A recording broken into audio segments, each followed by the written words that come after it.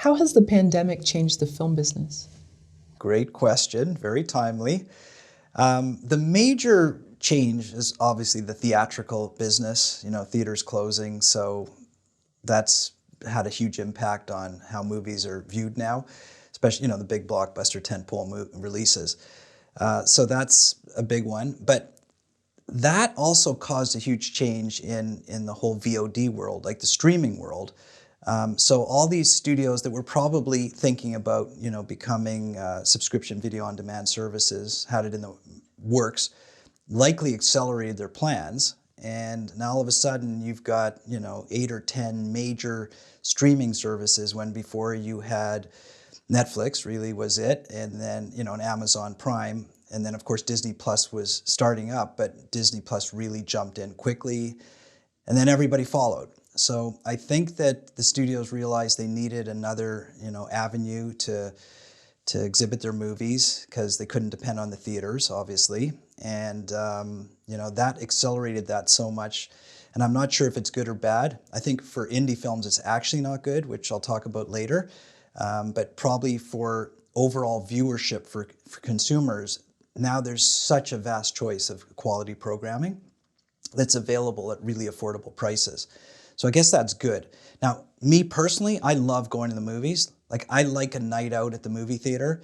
I love watching, a big movie in a big format on a huge screen with a great sound system, in a very confined, like dark room like that. So I, for one, will be back at the movies the minute they start up. I mean, because it's a night out for my wife and I. I love watching a movie that way. Hopefully a lot of people are thinking like me and can't wait to get back to the movies. But, a lot of people went out and bought really big, flat screen TVs and good sound systems. And I did too. And I enjoy that. It's been a great way to watch, content in the comfort of your own home. But I believe that the theatrical business will be back, and it will be healthy and robust, and just because human beings need to go out and need to socialize, and that's a night out. Do you think things will be totally the same as they were, let's say 2019, right toward December of 2019, once things start to open up? I know we're on the eve of it as of this interview, but do you think things will be returned to that exact level, or there will be changes? Yeah, I mean, it's all driven obviously by the major studios because they have the big programming that people want to see. So I don't know, just because there's going to be a decision made corporately in each of their boardrooms, and they're going to say, hey, let's do the math on this. If we open, theatrically for 6 to 8 weeks pre-VOD, what will the numbers look like? If we go day and date, what will the numbers look like? I mean, it's all about numbers, right? I mean, they're in business to make money, and they got to decide what is the best way to, to cater to their audience so that they can make the revenue they want to make. So I really don't know. I know the theaters, I don't know for sure, but what I've read is the theaters obviously are going to want an exclusive window, pre the VOD release. But maybe the studios have learned something new that may carry on. And frankly, I mean, as a consumer, that's not going to matter to me. I don't really care whether there's a day and date VOD release with a theatrical release. I'll still go to the movie theater to see the movie because I want to see it that way. And I will pay my $15 and buy my popcorn and everything because I want to go out. I mean, I want to watch those big movies that way. So even if they're offered at the same time, on VOD, I'm still not going to, I'd rather consume it that way. Now, if they're not, and that's a way to get subscribers by offering them day and date, that's a corporate decision, and I'll understand. But I don't know movie theaters, so if I did, I wouldn't understand. How has the pandemic changed your company and you as a filmmaker? That's a great question. Well, my company did not make a movie in 2020. We were supposed to. I have a great other new sports drama that I was hoping to shoot, and I've already kind of almost set up pre-distribution for it, so I was really excited about it. And but the pandemic slowed that down because the protocols for shooting were very, very restrictive. And plus, personally, I don't really want to do that. I mean, I didn't want to put my own health at risk. I didn't want to put the crew or the cast or anybody at risk. So I didn't feel it was worth it to have to shoot during the pandemic. And it's still it's still sort of waiting. I'm hoping maybe we could shoot this fall, but we have to see how that all plays out. But I'm respectful of the fact that, hey, it's a pandemic, crazy thing, crazy year, crazy almost year and a half now by the time this is over. But it happens, and, you know, we'll get through it and we'll see what it looks like on the other end. So I'm anxious to shoot again, but I didn't want to shoot during the pandemic, which meant I had like, you know, a little more than a year to do other stuff. So that actually was interesting. And, you know, at first I was kind of disappointed, but then I said, let's make, you know, lemons into lemonade here. So I did two things. One is I stepped up my consulting practice quite a bit. So I do a lot more consulting with indie filmmakers.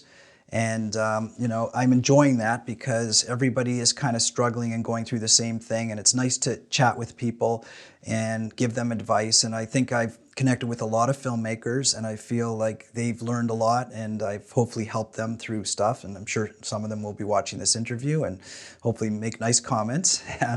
But also I started teaching too. So I live in San Diego. I teach at San Diego State University, and I teach in the film production department. But I teach the business aspects of indie filmmaking. So it's primarily distribution and finance, which are the boring parts of the film business. You know, the students want to learn about camera and lighting, acting, directing, editing, all that kind of stuff. You know, filmmaking, right? Production. So they have to take my course to graduate if you're a film major, and they learn about finance and distribution primarily, a little bit about budgeting and scheduling. And so it's been interesting because at first the students are, you know, a little leery of it, you know, because they don't realize what that entails. But I've really gotten great feedback on that from all the students who are taking my course, and they're primarily upper level students, because they didn't really understand distribution at all. I mean, they've heard the word, but they had no clue what it is.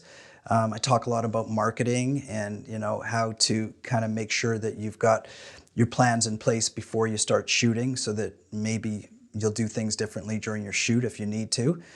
And, you know, the whole financing piece, everybody's really curious about how that all gets put together.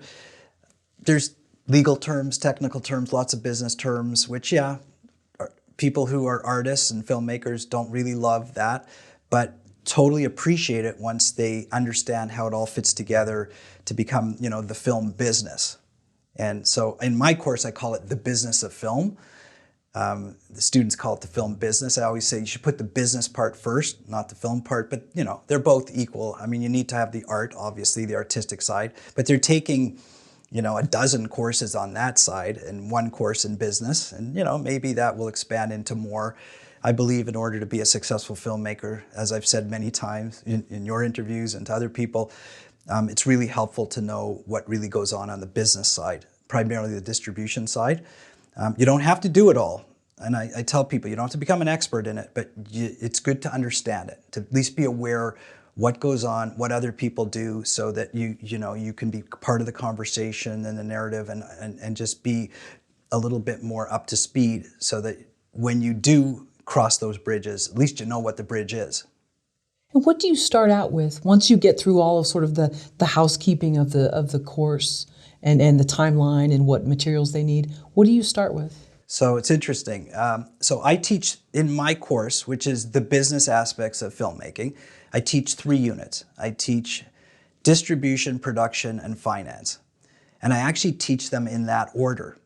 So inevitably, the first question I get asked is, why are you teaching distribution before you teach production? Like, shouldn't you be teaching, you know, all the legals and business aspects of making a movie, which is production, before you teach selling a movie? Or how about, shouldn't you teach financing a movie before you teach selling or making a movie? But I chose that order on purpose, because I said, in order to be a successful filmmaker, because I teach about sort of commercially viable filmmaking. Obviously, you have to be a good artist, and you have to make a good film. You can't sell a bad film. So I take for granted, I assume you're going to make a good film. That's what the other teachers are teaching you how to make a great film. So I'll check that box. But before you make that great film, you really need to understand, you know, 3 major things: who your audience is, who you're making it for. how you're going to create awareness with that audience, and will your audience pay to consume it if you want to make money with your movies? And that's all distribution. So it's really important to understand those components before you make your film, because one is you might make a different film. Two is you might not make the film you're making. I mean, if you really want to look at the business component so that like at the end you don't struggle and say, oh, if I only would have known, or if I had a thought of that first, that's why I teach distribution first. Because distribution really is enlightening to understand sort of the film that you're crafting so that you make the right film so you could sell it afterwards. And even while you're making it, you have to understand distribution so that maybe you're making components that help you market the film, or maybe even doing social media from set or that type of thing. You're marketing, preparing to sell your film before you make it. Have you been surprised by any of the questions, or actually just pleasantly sort of enlightened by how advanced some of these individuals are when it comes to distribution? Yeah, well, no. I mean, I'm going to say 99, I'm going to say probably 100% of students who go to film school go to learn production. I mean, that's what film school is, teaching you how to make a movie. I think our school, San Diego State University, recognize that it's really important to teach distribution and finance, because those are such important components of being a successful career filmmaker. But for the most part, students don't expect to learn about those kind of things, because those are sort of the business things, and film school is about the artistic things. So at first, I'm not surprised. They're surprised. The students are surprised when they take the course. They have to take my course to graduate if you're a film major. So it's a there's 2 prerequisites, and and it's a mandatory course. So, I'm the course they don't want to take because it's all the boring stuff. It's legal, business stuff, that type of thing. But once they do take it and they start understanding about, how distribution works and what the different platforms are and how they buy and sell and how movies, get financed and this kind of thing, they're totally intrigued by it. They're probably a little overwhelmed by it as well, because there's so much that they haven't really thought about. Financing a movie is, in my estimation, far more complicated than making the movie or editing it. Like I say, everything's important. I'm not belittling anything, but to understand, how the whole system works from start to finish as a business is fascinating for them. And they're learning a lot. They're learning things that they had no idea they were going to learn about. So I'm really happy with how much they're being exposed to and learning. But there's lots and lots of questions, because once you learn a little bit, you want to kind of learn more, and there's just not enough time to answer it all. As a matter of fact, I've had to cut my materials in half twice, because there's just so much to teach, and I take for granted, because I know it all, that I can go quicker, but I have to go a little slower, because I just throw around terms, like VOD, AVOD, TVOD, SVOD, like, no big deal, right? Like that's, if you're in the movie business, you know about that. You don't know about that. If you're a film student, you don't know what those platforms are. You've heard of Netflix, you've heard of Disney Plus, you've heard of some of these things, but you don't necessarily know what all these things are. So I have to really take time to explain all that kind of stuff. And it's important because now they have a very good handle on potentially where the movies they're going to make are going to go. And of course it's going to change, probably changes all the time, but for now.